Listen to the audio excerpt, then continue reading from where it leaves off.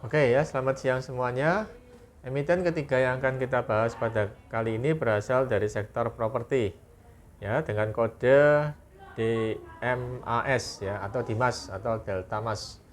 Nah, posisi dari perusahaan ini atau posisi real estate dari perusahaan ini ada di Jawa Barat ya, di kota Delta Mas, kepunyaan dari PT Sinarmas ya, salah satu konglomerat terbesar di Indonesia ya. Oke. Dan harga pada saat ini adalah 137 ya, pada posisi 24 Februari tahun 2025 hari Senin ya, sama dengan hari Jumat kemarin, posisinya nggak berubah ya. Jadi properti real estate development, management, pengembangan kawasan industri yang didukung oleh pembangunan perumahan dan komersial ya.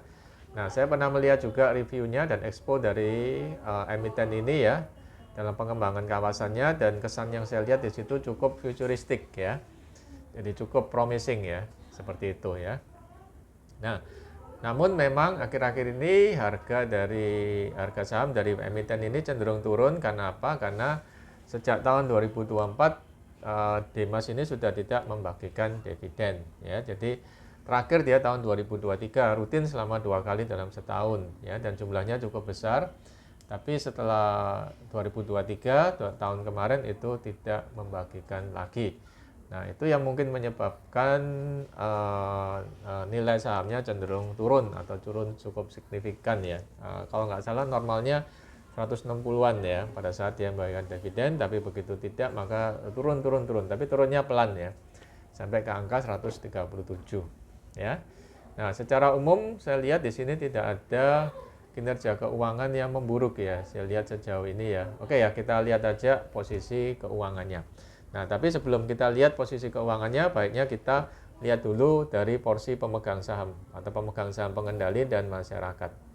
Nah, kalau kita lihat di sini pemegang saham dari masyarakat ini cukup kecil ya, 17,62% ya. Jadi memang yang bagus adalah pemegang saham masyarakat itu atau publiknya tidak terlalu besar, tidak lebih dari 33% atau tidak lebih dari sepertiga.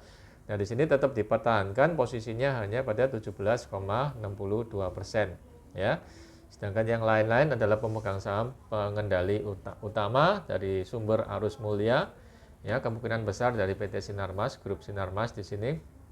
Kemudian ada dari investor Jepang ya, yaitu Sojitz Corporation atau 25% ya, seperti itu. Nah, kemudian dari Board of Commissioner saya rasa masih didominasi oleh grup Sinarmas ya, dan juga grup yang Sojitz itu ya, dari Jepang itu ya. Ada beberapa nama-nama Jepang di sini, dan kalau saya lihat dari websitenya ini kota seperti terasa kota-kota masa depan ya, seperti itu ya. Jadi Delta Mas, Pura Delta Mas ya, satu kota mandiri. Cuman memang dari logonya kelihatan simple ya menurut saya ya. Oke, kita akan masuk ke kinerja keuangannya pada tahun 2024 ya. Oke ya, atau pada waktu-waktu yang terakhir. Ya, untuk income statement atau laporan laba ruginya ini cenderung dia meningkat ya, net profit margin dia meningkat ya. Jadi kemungkinan peningkatan ini karena mereka tahun lalu nggak bagi saham ya, nggak bagi dividen ya. Jadi itu duitnya bisa diputar lagi untuk mempertahankan kemampuan bertahan mereka di tengah situasi industri properti saat ini di tanah air yang sedang tidak baik-baik saja ya gitu. Nah, kemudian juga equity-nya cenderung meningkat. Saya rasa ini tadi ya, karena mereka menahan dulu nggak bagi dividen. Kemudian liabilities pada posisi yang normal saja ya, seperti itu. Kemudian kita masuk pada EPS-nya. Jadi EPS-nya ini mereka pada posisi bertahan juga ya. Jadi dari 2021 15, 2022 25, 2023 sama bertahan 25, 2024 naik dikit 28. Nah, ini pada posisi yang bertahan, meningkat kecil ya. Karena itu tadi ya, mereka tidak bagi dividen dulu ya.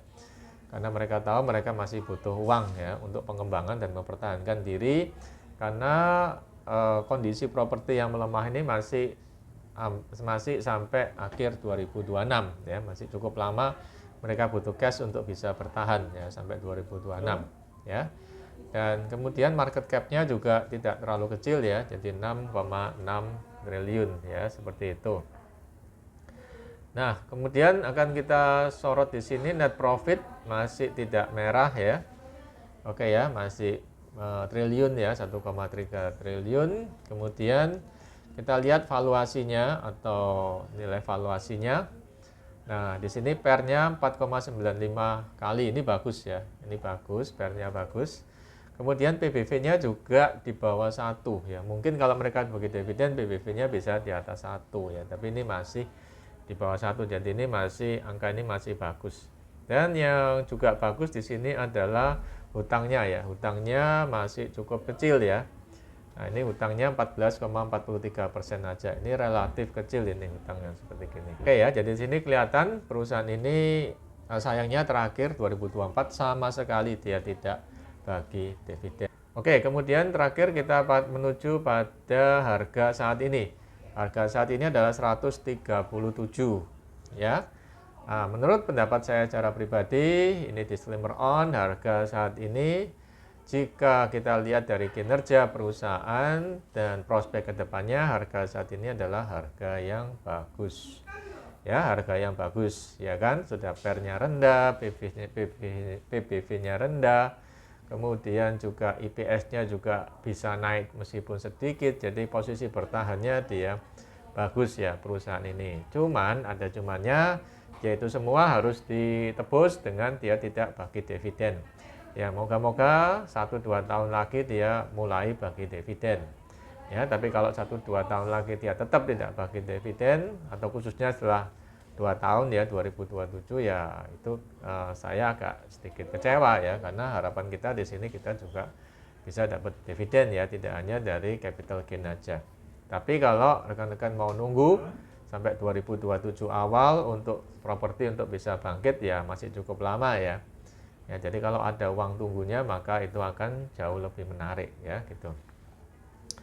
Oke ya, jadi kalau ditanya apakah saya akan menambah muatan untuk ini, saya rasa ya sedikit-sedikit aja ya, karena itu tadi ya dividennya dia putus ya di tahun 2024 ya.